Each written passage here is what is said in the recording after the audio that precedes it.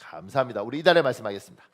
우리 하나님과 주 예수 그리스도의 은혜대로 우리 하나님과 주 예수 그리스도의 은혜대로 우리 주 예수의 이름이 너희 가운데서 영광을 받으시고 우리 주 예수의 이름이 너희 가운데서 영광을 받으시고 너희도 그 안에서 영광을 받게 하려 함이라. 너희도 그 안에서 영광을 받게 하려 함이라. 데살로니가 후서 1장 12절 말씀 데살로니가 후서 1장 12절 말씀. 우리의 기도하겠습니다. 아버지 하나님, 우리 주 예수의 이름이 나와 내 가족 가운데서 존귀함을 받게 하옵소서. 아버지 하나님, 우리 주 예수의 이름이 나와 내 가족 가운데서 존귀함을 받게 하옵소서. 창대교회 안에서 예수 그리스도 이름이 영광을 받게 하옵소서. 창대교회 안에서 예수 그리스도의 이름이 영광을 받게 하옵소서. 대한민국 안에서 나사렛 우리 주 예수의 이름이 높임을 받게 하옵소서. 대한민국 안에서 나사렛 우리 주 예수의 이름이 높임을 받게 하옵소서. 예수님의 이름으로 기도합니다. 예수님의 이름으로 기도합니다. 하나님이 우리의 기도 꼭 응답하여 주실 줄 믿습니다.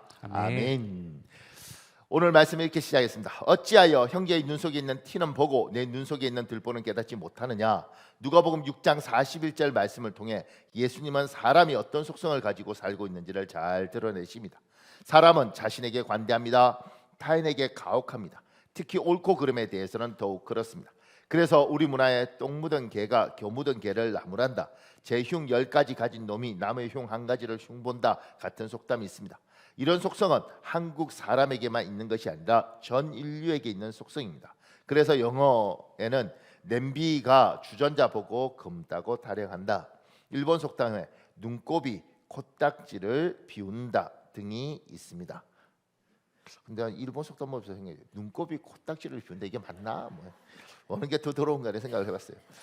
자, 용서하기보다 비판하고 싶고 정죄하고 싶은 인간의 속성과 우리 눈 속에 있는 티와 들보를 어떻게 제거할 것인지를 살펴보면서 예수님이 오늘의 한국 사회에서 우리가 어떻게 살기를 바라시는지를 듣겠습니다.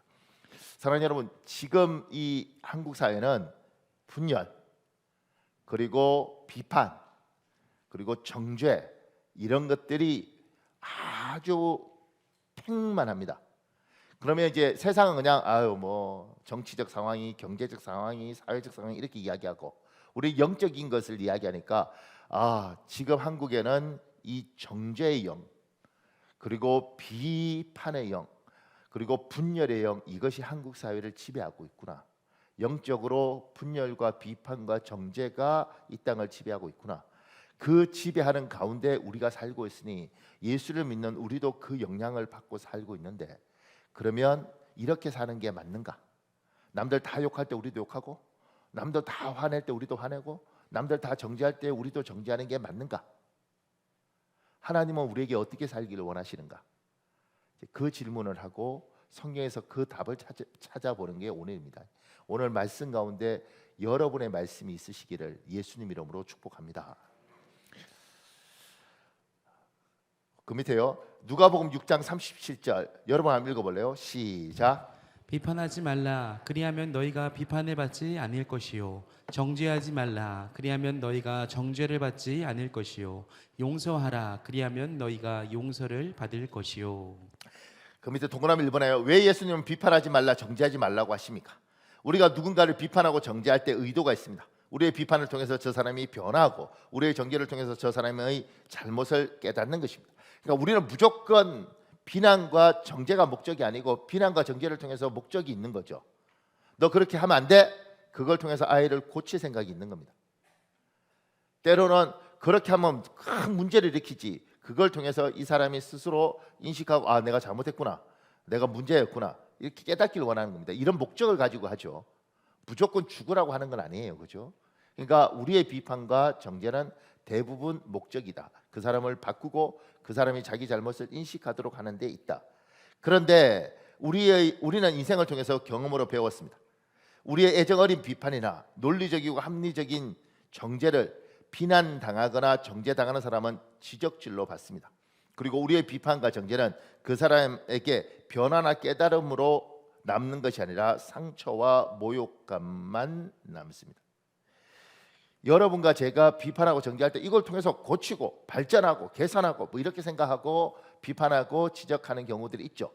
좋게 말하면 굉장히 선한 마음에서 시작한 것도 많이 있습니다. 악한 마음도 있겠지만, 그런데 이걸 받아들이는 쪽 입장에서는 이걸 지적질로 받아들여요. 그리고 그래, 내가 잘못했지, 고쳐야지, 이렇게 반응하기보다는 모욕감과 수치심을 느낍니다. 그러니까 바뀌는 게 아니고 이 사람이 힘들어하고 분노가 쌓이는 거죠. 우리 교회는 그런 분이 없어서 다행인데, 그리고 요새 한국 교회는 좀 덜한 것 같아요. 그런데 옛날만 해도 교회는 굉장히 무서운 권사님들이 있었습니다. 그 권사님들은 반드시 젊은 집사들을 잡습니다. 집사님, 옷을 왜 그렇게 입어? 집사가 돼서 교회에 뭐 하나님한테 예배하러 오는 거야? 아니면 남자한테 꼬리치러 오는 거야? 뭐 이렇게 하는, 너무나 정확하고 막 확 꼽히는 말을 하는, 목소리도 카랑카랑하는 권사님들이 교회에 있었습니다. 참고로 우리 교회는 없고요. 그리고 그분들은 대부분 빨리빨리 돌아가셔서 지금 한국 교회는 굉장히 없습니다. 그런데 그런 분들이 있습니다. 팍 이렇게 뭐 진짜 칼같이 꼽혀 들어오는 분들이 있습니다. 그러니까 제가 이거 말씀 준비해서 글을 읽는데 이제 그게 그런 내용이 나와요. 교회 갈 때마다 오늘은 또 무슨 야단을 들을까 주눅이 들고 움츠러드는데 예배를 빠질 수는 없고, 그래서 오늘 또 주눅 들어서 예배당에 갑니다.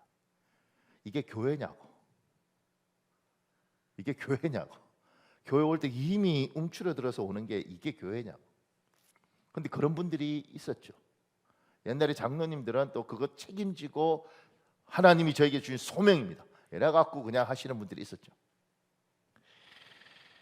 근데 과연 그게 변화하고 깨닫고 고맙습니다 이렇게 됐느냐, 아니면 수치감을 느끼고 모욕감을 느끼고 주눅 들고 움츠러들게 만들었느냐, 이 질문을 해볼 필요가 있죠. 그 밑에요. 지적질은 사람을 바꾸지 못합니다.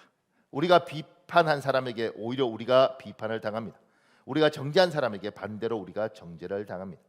그 사람은 공격당했다고 생각하고 우리에게 반격하는 것입니다.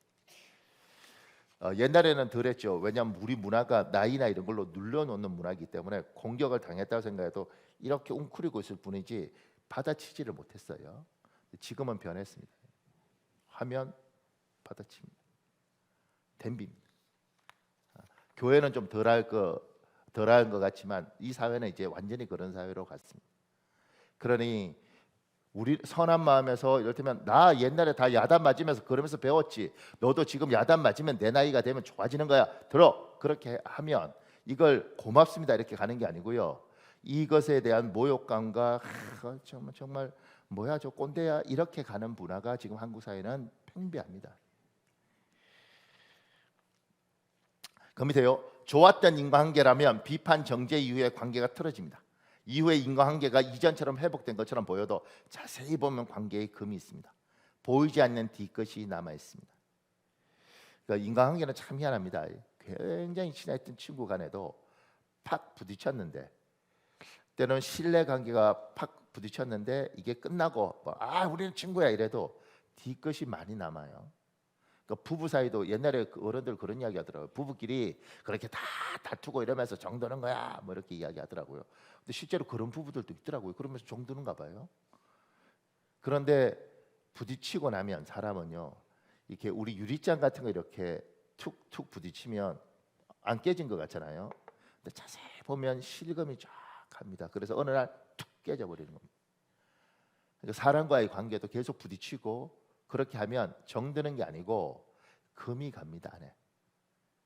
그래서 제가 어른들이 옛날에 야 부부끼리 그렇게 다 싸우면서 정드는 거야, 그럼 제가 그러죠.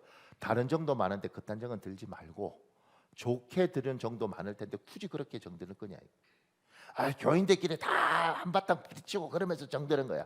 그런 정 들지 말고 잘해주는 정도 많잖아요. 아기 낳았을 때 미역국 끓여다 주고 고기 싸다 주고 이런 정도 많은데 기어이 그 가슴 옆에 이번에 또 딸 낳았다며 뭐 이렇게 해서 가슴 상하게 하면서 정들 필요는 없잖아. 그러니까 인간에 대한 존재는, 저도 옛날에 이렇게 야단 쳐보고 사람들 가르쳐 볼 때 하면 사람은요 이렇게 주눅이 들고 웅크려듭니다. 인간은 그래요. 제가 그 밑에 이렇게 적었습니다. 여기서 깨달아야 하는 영적 원리가 있습니다. 첫째는 칭찬, 격려, 위로 같은 것은 가까운 사이일수록 자주 흔하게 하지 않습니다. 근데 비판, 정죄 같은 지적질은 가까운 사이일수록 자주 흔하게 합니다. 그래서 가까운 관계일수록 관계가 좋지 않습니다. 둘째는 하나님은 사람을 관계 속에서 행복을 누리는 존재로 만드셨습니다. 사탄의 전략은 어떻게든 사람의 행복한 관계를 깨뜨립니다. 하나님 주신 축복을 사람이 누리지 못하게 합니다.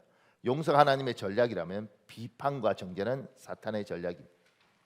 그러니까 여러분과 제가 알아야 될 게, 우리는 지금 이 땅은 비판과 정죄가 난무하는 땅인데, 주님은 비판하고 정죄하지 말고 용서하라고 이야기하잖아요. 이게 내 방법이다. 아유, 하나님 그 방법을 어떻게 살아요?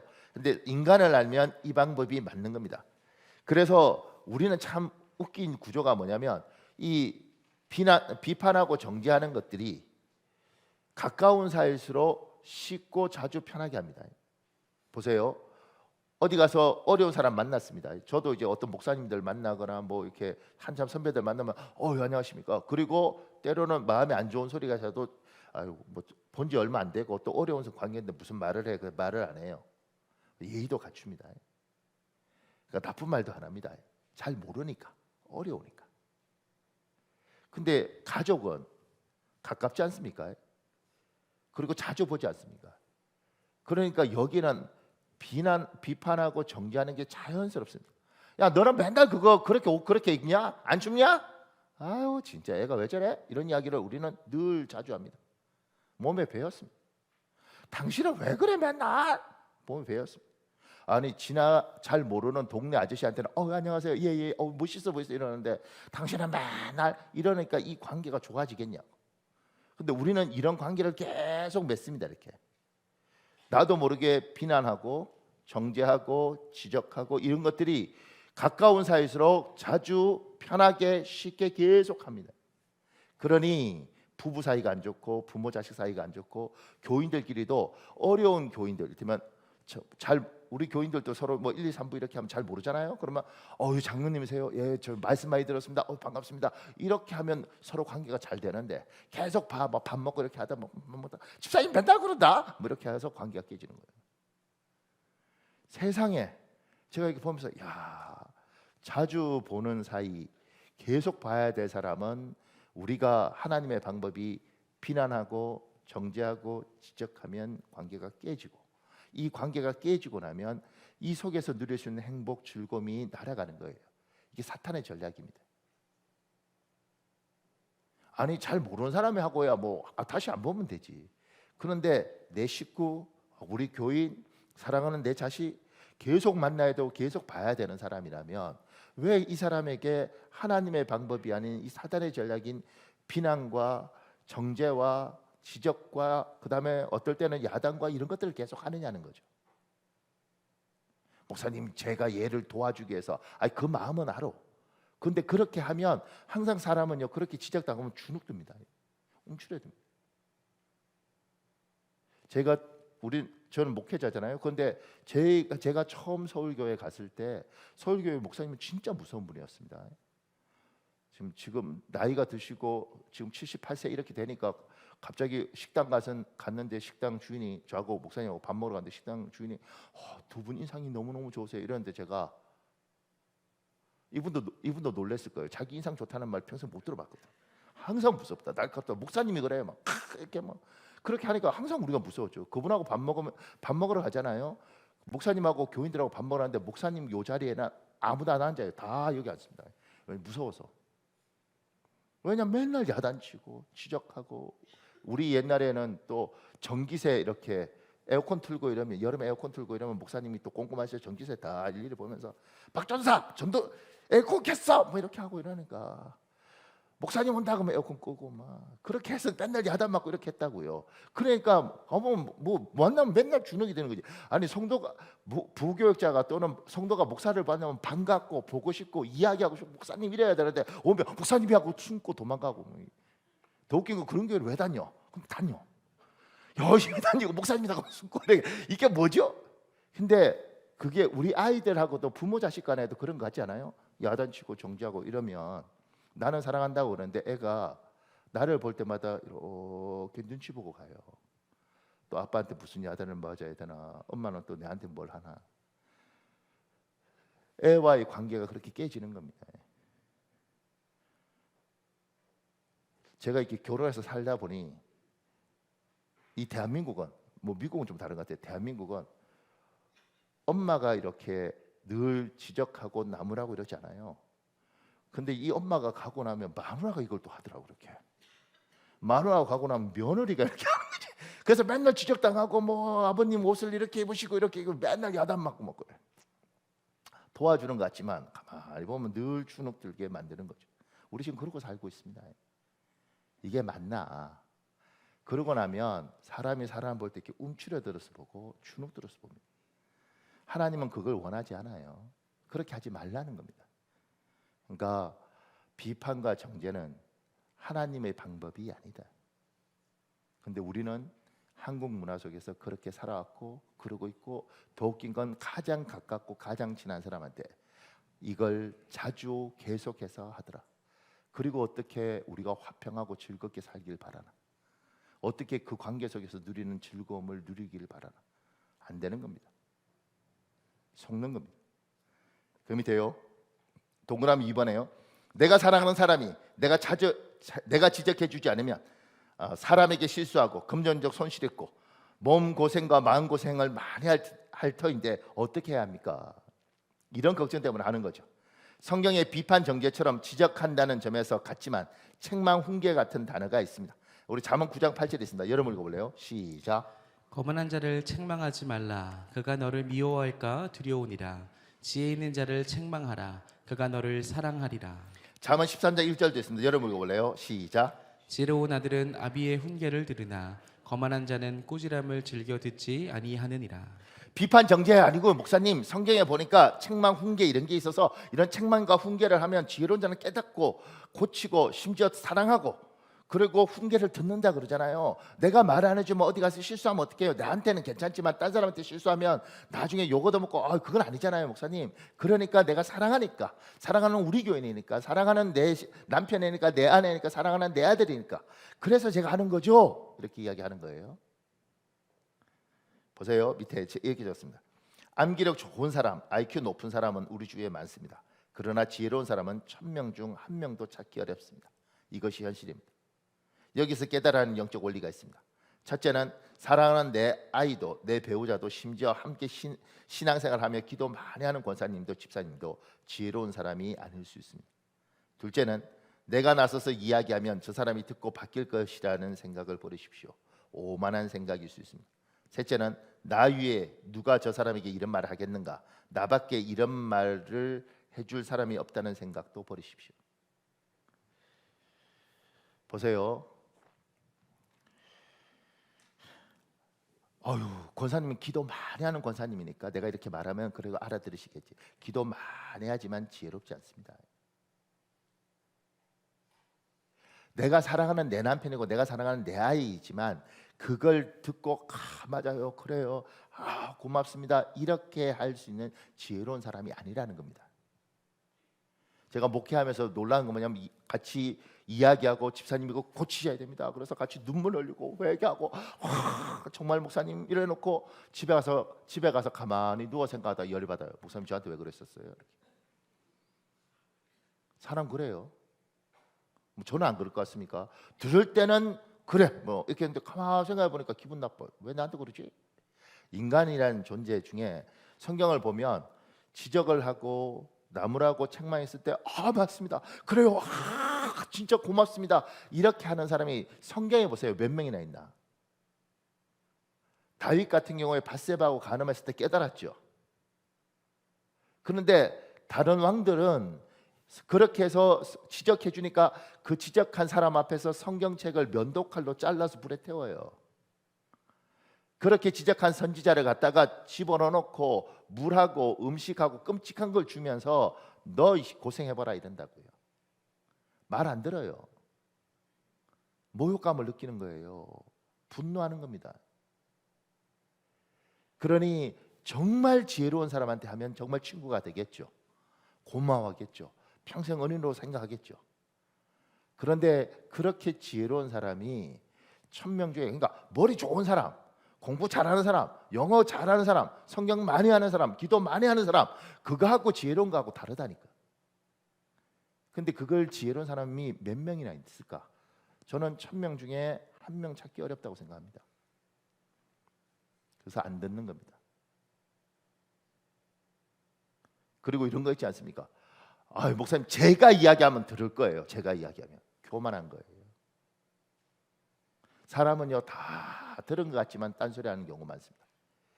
가만 생각해 보면 이해 안 가세요? 초등학교, 중학교, 고등학교 학교에서 선생님이 가르쳐요. 집에서 학교 끝나고 나면 학원에서 가르쳐요. 심지어 집에서 과외 시켜요. EBS에서도 끊임없이 가르쳐요. 그렇게 열심히 들었는데도 수능 만점 못 받잖아요. 시큰 들었는데 몰라. 들은 거지. 듣기만 들은 거예요.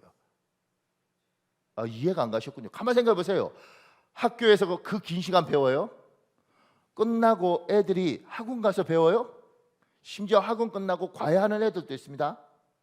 그리고 EBS 시간 날 때 들어요. 그런데 왜 수능 만점을 못 받냐고. 더 웃긴 건 절반 못 받는 애도 많아요. 들을 뿐이지 볼 뿐이지 그걸 깨닫고 알지 않는다는 거죠. 그런데 왜 당신이 이야기하면 들을 거라고 생각하냐고. 그리고 제가 말 안 해주면 누가 해주나요? 하나님이 하면 하는 것이지 당신 말고도 할 수 있는 사람이 많다는 거예요. 그러니 제발, 제가 아는 어떤 목사 만날 때마다 막 지적하고 막 이래요. 왕따예요, 왕따. 그 주위에 사람이 하나도 없어요. 제가 물었죠. 목사님, 나는 목사님 귀한 사람인 줄 안다. 그리고 제가 잘못된 것도 안다. 근데 목사님 한다고 제가 바뀌느냐 안 바뀌지 않느냐? 왜 그 주위에 당신이 이야기하느냐? 저걸 왜 만드냐? 그분이 이러죠. 나라도 이야기해야지. 근데 내가 이분하고 친해요. 인생이 고달파. 나라도 이야기하지. 내가 이야기하지 않으면 누가 이야기하겠습니까? 안 바뀌어. 그러니까 여러분 잊지 마십시오. 지적질하고 야단치고 나무라고 정지하고 이런다고 바뀌지 않아요. 정말 바뀌는 사람은 놀라운 사람입니다. 그러니까 제가 보니까 은혜가 있으면, 제가 전에 이야기 안 했나요? 제가 부목사로 있을 때 우리 성도들이 저를 너무 사랑해서 뭐 그 교회 청년으로 자랐으니 그 자라서 신학대학원 나와서 목사하면서 막 그래도 막 밤마다 기도하고 어쨌든 계속해서 공부하고 그 예배하면 은혜가 오고 이러면 얼마나 예쁘겠어요. 그러니까 성도들이 맨날 뭐 하면 어려울 전도사 월급 워낙 작고 이러니까 맨날 돈 집어주고 물건 사주고 막 이랬다고요. 그런데요 목사가 참 희한해요. 어느 날 되니까 성도가 부르면 돈 주는가 보다 이러고 하더라고. 목사님 그러면 돈 주는가 보다. 그러니까 어느 순간이니까 당연히 이렇게 받게 되더라고요. 왜냐면 어려우니까. 그렇다고 내가 다 쓰나 우리 애들 뭐 청년 애들 먹이고 중고등부 먹이고 이렇게 하니까 막 이렇게 했어요. 근데 어느 날 우리 담임 목사님이 보셨는가 보죠. 어떻게 봤는지 들었는지 날 부르더라고 자기 방에. 지금도 안 잊어요. 네가 주려고 목사 됐냐 받으려고 목사 됐냐. 그리고 1시간을 욕을 하더라고. 무슨 욕을 했는지 모르겠는데 하여튼간에 1시간 동안 욕을 했는데 남은 건 딱 하나예요. 주려고 목사 됐냐 받으려고 목사 됐냐. 1시간 동안 막 길길이 뛰시면서 그동안 맺혔던 거 다 푸시는가 봐 내한테. 그리고 다 그렇게 1시간 하시고 나가! 그러더라고. 그래서 이제 있는 동안은 그냥 너무 놀라서 이렇게 듣고요. 그 다음에 나가서 문 딱 닫는 순간 눈에서 막 나더라고. 그리고 그래요 깨달았습니다. 이게 아니고 그래 나 준다 내가 준다. 그래서 내가 성도들 만나면 내가 밥 사는 거예요. 지금도 내가 밥 사는 겁니다. 여러분이 밥 산 것보다 내가 밥 산 게 훨씬 많을걸요. 내가 지금 삽니다. 그때 맺힌 거. 그래 목사는 줘야 돼. 이거보다는 준다 내가 주고 안 받아 내가. 그리고는 내가. 근데 돌아보면 그렇게 할 때 내가 근데 그걸 어떻게 받아들였지? 어떻게 그걸 그렇게 하고 내가 마음을 바꿨지? 은혜인 거죠 은혜. 그렇게 안 해요. 다 듣고 그냥 말지. 에이 여러분 말지. 바뀌더라고.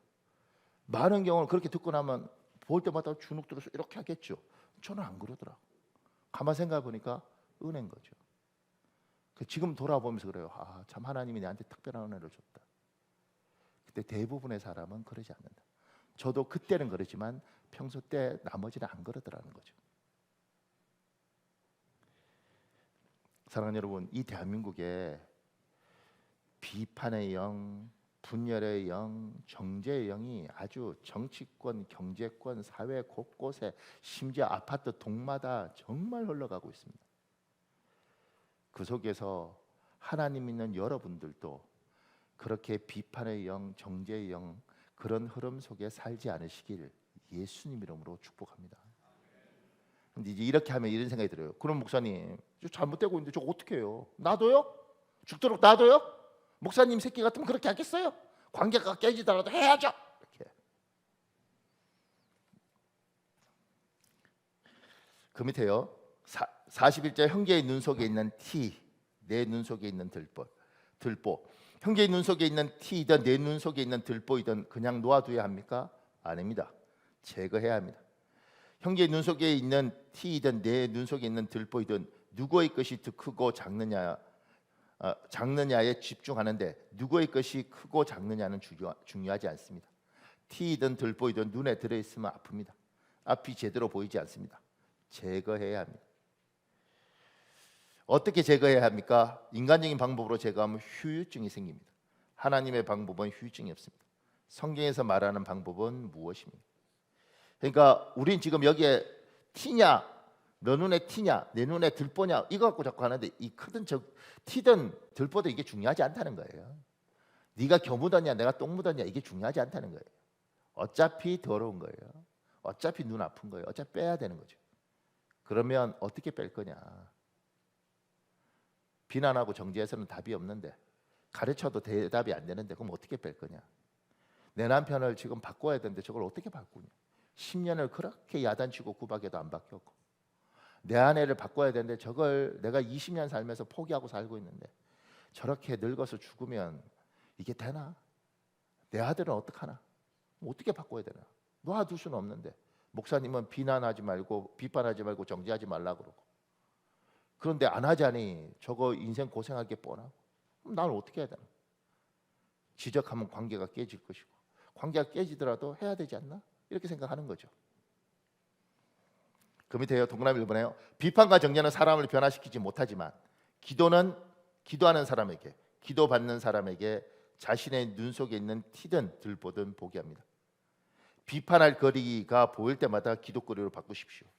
정죄거리가 보일 때마다 기도거리로 바꾸십시오. 그러면 나도 살고 저도 삽니다. 이 말 이해 가셔요? 그러니까 뭐 보이면 지적하고 나무라고 구박하고 야단치고 이거 안 바뀌면 너 죽고 내가 죽는 거야 이렇게 한다고 사람이 바뀌는 게 아니더라는 거지. 말하는 내가 상처받고 그 관계 깨지고 이 사람은 주눅 들고 내 눈치 보고 관계가 진짜 힘들어지더라는 거죠. 다 깨버려? 이런 생각. 같이 있자니까 죽겠고 싸우자니까 이거 뭐 언제까지 해야 될 것 같고 지옥 같고 이거 어떻게 해야 되나? 그랬을 때 우리는 성경 어떻게 하겠냐? 보이면 그거 갖고 기도해라. 그러면 너도 살고 이 사람도 산다. 그게 무슨 말입니까? 그 밑에 이런 글이 있습니다. 고난은 축복의 시작이다. 하나님은 우리를 좀 더 나은 사람으로 변화시키기 위해 손을 대실 때가 있다. 때로는 고난을 통해서 우리를 단련시키신다. 하나님은 큰아들 피터로 인한 고난을 통해 나를 조금씩 다듬어 가셨다. 배부르고 등 따시면 자연스럽게 일하기를 게을리 하게 된다. 배가 고파봐야 무슨 일이든 열심히 하게 된다. 신앙 역시 마찬가지다. 하나님을 믿는다고 하지만 고난이 없으면 그 신앙은 지식의 신앙, 형식의 신앙으로 머물기 쉽다. 나 역시 언제나 교회 예배나 봉사에는 적극적으로 참여하지만 형식적으로 할 때도 많았다. 그러나 피터의 고난을 겪으면서 다시 하나님을 진심으로 찾으며 열심히 나아갔다. 입으로만 읊조리는 고백에서 눈물을 쏟으며 마음을 다해 고백하게 되었다. 만일 피터의 고난이 없었다면 나의 신앙생활은 어땠을까? 세상 일에 분주해서 배부르고 등 따셔서 게으르고 나태한 모습으로 죽은 신앙생활을 습관적으로 하고 있을지도 모른다. 피터 때문에 나와 아내는 그때부터 지금까지 하루도 거르지 않고 새벽 기도를 다닌다. 이 사람 아들은 큰 아들은 피터예요. 왜냐하면 미국에서 애를 낳았기 때문에 그렇습니다. 근데 이 아들이 중학교 때까지 굉장히 모범생인 거예요. 그런데 중학교 마칠 때쯤 되면서 얘가 폭주족이 됐습니다. 그래서 5년 동안 오토바이 타고 아주 그냥 난리란 난리를 다 치는 거예요. 그래서 이 사람이 변호사고 이런데 뭐 그래서 때리기도 하고 욕하기도 하고 뭐 둘이 죽이니 살리니 이렇게 했는데 포기한 거죠. 관계는 관계대로 다 깨지고 애는 애대로 망가지고 자기는 자기대로 망가지고 사람들이 다 괜찮은 거 그러는데 자식한테 죽이니 살리니 그러니 자기도 지옥이고 그래서 이 부부가 선택한 게 뭐냐면 그러면 기도하자. 지적하고 나무라도 소용없으니 그거 두고 기도한 거예요.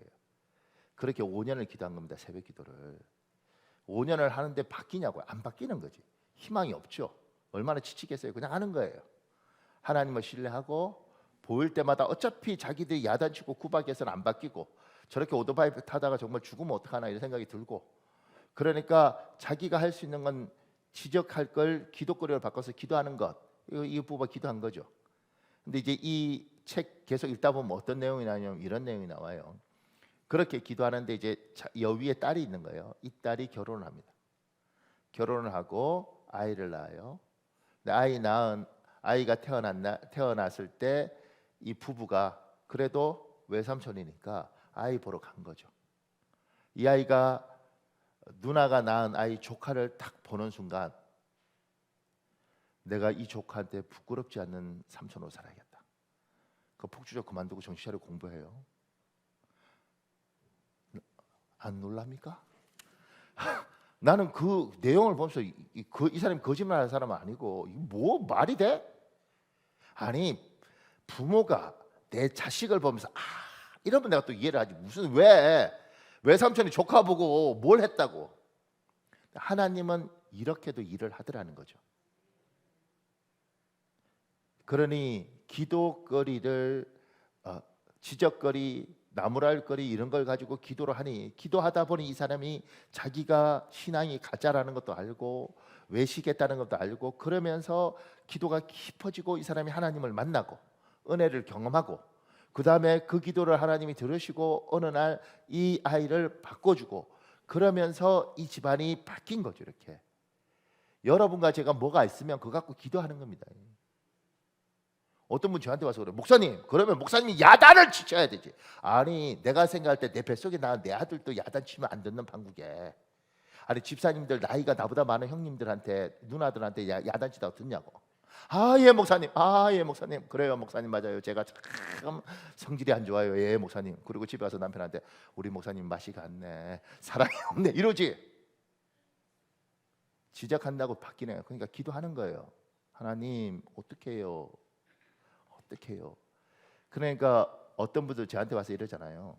목사님 왜 저한테 이런 일이 있어요? 제가 하나님을 얼마나 사랑하는데요.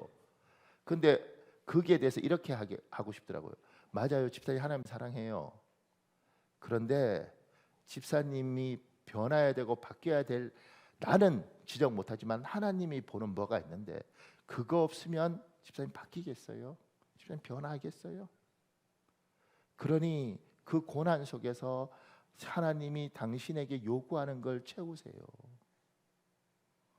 말투를 고치라면 말투를 고치고, 사람을 판단하는 걸 고치라면 판단하는 걸 고치고, 인색한 걸 고치라면 인색한 걸 고치세요.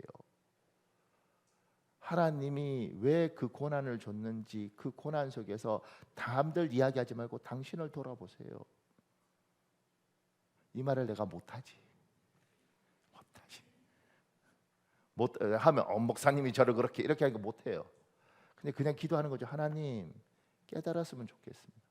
참 괜찮은 사람인데 이거 하나 때문에 이 괜찮은 게 다 하나님 별거 없는 것처럼 변해요. 하나님 참 귀한 사람인데 이거를 좀, 하나님 요것만 채우면 하나님이 더 높여줄 텐데 요것 때문에 하나님 적이 너무 많이 생겨서 이 자리를 못 올라가는데, 내가 말을 한다고 알아듣지도 못하고 스스로도 알아듣지 못하는데 하나님 이 고난 속에서 저 사람이 깨달았으면 좋겠습니다. 하나님이 그래서 여러분하고 저한테 하나님 복 주길 원하죠. 그런데 왜 우리에게 고난과 우리에게 어려움이 있는가? 그거 아니면 우리가 깨닫겠냐고요. 그러니 사랑하는 여러분, 여러분과 저한테 문제가 있으면 지적하지 말고 기도해라. 그리고 하나님을 믿어라. 그 밑에요. 비판과 정죄는 사람을 변화시키지 못하지만 사람을 하나님과 인격적으로 만나도록 하면 하나님을 만난 사람은 자연스럽게 자신의 눈 속에 있는 티든 들보든 보게 됩니다. 사람은 속성상 자기 자신의 약점이나 죄에 대해서 둔감합니다. 대부분 관대합니다. 그러나 타인의 약점이나 죄에 대해서는 민감합니다. 때로는 가혹합니다. 그런데 사람이 하나님을 인격적으로 만나면 자연스럽게 자신의 결점을 봅니다. 보려고 해서 보는 것이 아닙니다. 빛이 있으면 어두운 곳이 드러나는 것처럼 자연스럽게 튀든 들보든 드러납니다.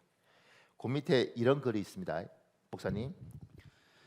1990년 6월의 어느 날 가수 심수봉 씨가 찾아왔다. 심 씨와 함께 온 일행이 있었다. 1년 전쯤 역시 심 씨와 함께 만난 적이 있는 아주머니였다. 모 교회 전도사님이라고 했던 것 같았다. 절 알아보시겠어요? 그럼요. 교회 전도사님이시잖아요. 어떻게 두 분이 여기까지 오셨어요? 전도사님이 기다리고 있었다는 듯이 하나님이 보내서 왔습니다. 순간 나는 머리가 띵했다. 머리가 약간 이상한 사람인가? 심수봉 씨가 데려온 사람이면 그건 아닐 거야. 아마 교회 광신도일 거야. 적당히 따돌리고 빨리 회식 장소로 가야지. 하지만 그 전도사님은 작심한 듯 자신이 날 찾아오게 된 자초지종을 설명하는 것이었다. 그날 저녁 심수봉 씨의 간증 집회가 있었다. 심 씨가 간증을 하는 동안 성경을 읽고 있는데 성경책 위로 내 얼굴이 자꾸 떠올랐다. 1년 전 잠깐 인사말 나눈 사람의 얼굴이 떠오르는 게 이상해서 하나님의 뜻인가 하고 생각했다. 근데 집회가 끝나고 나서도 계속 내 얼굴이 머릿속에서 떠나지 않았다. 안 되겠다 싶어서 심 씨랑 나를 찾아왔다. 단장님, 더 이상 죄 짓지 마세요. 예? 전사님, 저 죄 많이 안 짓는데요. 아닙니다. 제가 목구멍까지 차올랐어요. 이후 전도사님은 심 씨와 함께 사라졌다. 이 순간 회식 자리로 갈 생각이 싹 달아났다. 전사님 말이 다시 생각나며 이유 없이 노여움이 일었다. 그럼 한편으로 제가 목구멍까지 차올랐다는 그분의 말에 긍정의 느낌도 들었다. 그냥 집에 들어가기로 마음먹고 차를 몰고 강변북로로 접어들었다. 억수같이 쏟아지는 비가 차장을 마구 두들겼다. 무시무시한 두려움이 몰려왔다. 반대편에서 달려오는 대형차가 내 차를 들이받아 한강으로 쳐넣을 것만 같았다. 결국 죽음에 대한 공포감까지 들었다. 하나님, 제가 잘못했어요. 하나님, 용서해 주세요. 하나님 믿는다고 하면서 하나님 욕되게 하는 짓만 해왔어요. 하나님, 정말로 잘못했어요. 차를 몰고 혼자 집으로 가면서 나는 마구 외쳤다. 회개기도인가 뭔지도 모르겠지만 목청껏 소리를 질러댔다. 나는 잘 나갔다. 갈수록 인기가 치솟아 여기저기 부르는 곳도 많았다. 누가 봐도 남부럽지 않은 삶이었다. 가정도 행복했다. 외견상 내게 문제될 것이 없었다. 하지만 내 마음속은 그게 아니었다. 언젠가부터 싹을 틔운 외로움이 점점 자라나 내면에서 나를 압박하고 있었다. 활동 무대가 많아지면 많아질수록, 돈을 벌면 벌수록, 작곡한 노래의 인기가 높아지면 높아질수록 외로움은 더 나를 짓눌렀다. 그 외로움을 달랜답시고 술을 마시고 담배를 피우댔지만 별 소용이 없었다.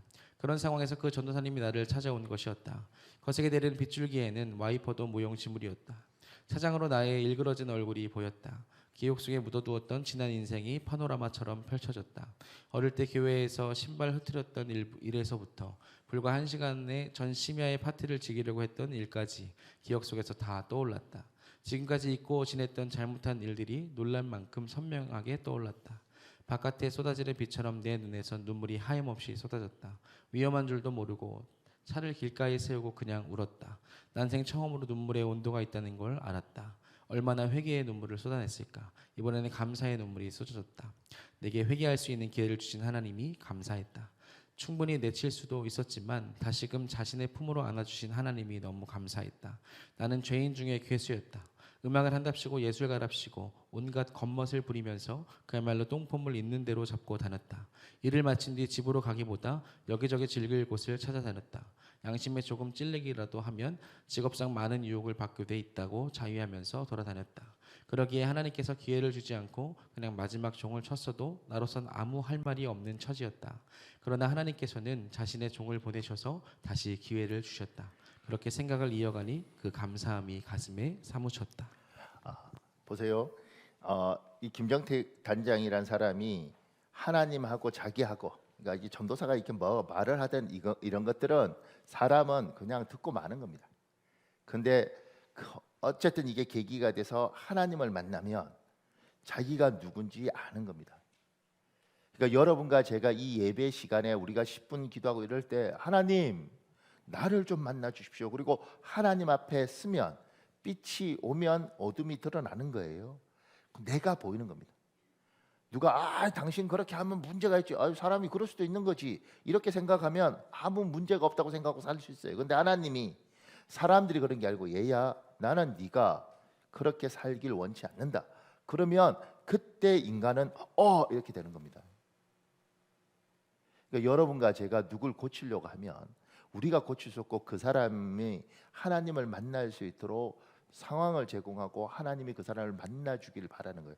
그래서 예배당에 데려오고, 그래서 좋은 설교 말씀 있으면 들려주고, 그러면서 하나님 저 사람을 좀 만나주십시오. 나는 말로 바꿀 수 없습니다. 내가 몇 마디 말로 저 사람을 바꾸고 가르쳐서 저 사람을 바뀐다는 것 자체가 하나님 교만하고 오만입니다. 하나님 저 사람을 하나님 앞에 세우고 하나님을 소개할 테니까 하나님이 저 사람을 한번 만나 주십시오. 그러면 하나님이 잘못했다고 그러면 사람은요 그걸 받아들입니다. 하나님하고 다투고 싸우다가 하나님 앞에서 결국은 두 손을 듭니다. 그러니까 하나님 만나도록 해야 되는 겁니다. 하나님 만나 주십시오. 그래서 어떻게든 힘들어도 예배당에 데려오고 말씀을 듣게 하고, 그래서 지금 베드로처럼 주여 내가 죄인으로서입니다 이렇게 자기가 하나님 앞에 고백하도록 해야 사람은 바뀌는 겁니다. 여러분과 제가 누군가를 바꾸겠다는 건 오만한 거죠. 그래서 우리가 우리의 아이들에게 어떻게든 예배당에 인도해서 하나님을 만나게 하고 주일학교에 넣고 때로는 수련회에 넣고 때로는 말씀을 외우게 하면서 하나님 이 아이가 하나님을 만나면 희망이 있습니다. 이 아이가 정말 하나님을 깊이 만났으면 좋겠습니다. 하나님 내 남편이 정말 하나님을 만났으면 좋겠습니다. 우리 교회 이 집사가 정말 하나님의 영광을 한번 하나님 만나봤으면 좋겠습니다. 그러면 자기가 얼마나 죄인인지, 자기가 얼마나 집에서 사람들을 괴롭히고 있는 건지, 자기 때문에 가족이 얼마나 고통을 당하는지 알 텐데 하나님 자기가 죄인인 줄 모릅니다. 사랑하는 여러분, 우리 한 10분 정도 기도할 텐데요. 지금 이 대한민국은 비판과 정죄의 영이 횡행합니다. 그래서 우리도 그렇게 살아도 되는 줄 압니다. 하나님 그러죠. 너는 내 백성이다. 얘야 그거는 사단이 인간의 관계를 깨고 회복시킬 수 없는 것을 향해서 가기 위해서 그런 것이다. 너는 내 백성이니 내 방법대로 살아라. 얘야 너는 용서하고 너는 비판과 정죄하는 사람으로 살지 말고 너는 사람을 품어라. 또 하나, 네가 누군가를 바꿀 수 있다고 생각하는 건 오만이다. 얘야 그가 나를 만나도록 해다오. 그를 내 앞에 세우고 그 지적거리를 기독거리로 바꾸고, 얘야 그렇게 기도하면 너도 살고 그도 살지만 지금처럼 전쟁하고 더 독한 말로 상처 주고 네가 더 강한 표현으로 해야지 그가 바뀐다고 생각해서 더 그에게 호된 말을 하면 그도 상처받고 너도 상처받는, 이 시간에 우리 주여 한번 간절히 부르고 우리 기도하겠습니다. 주여 아버지,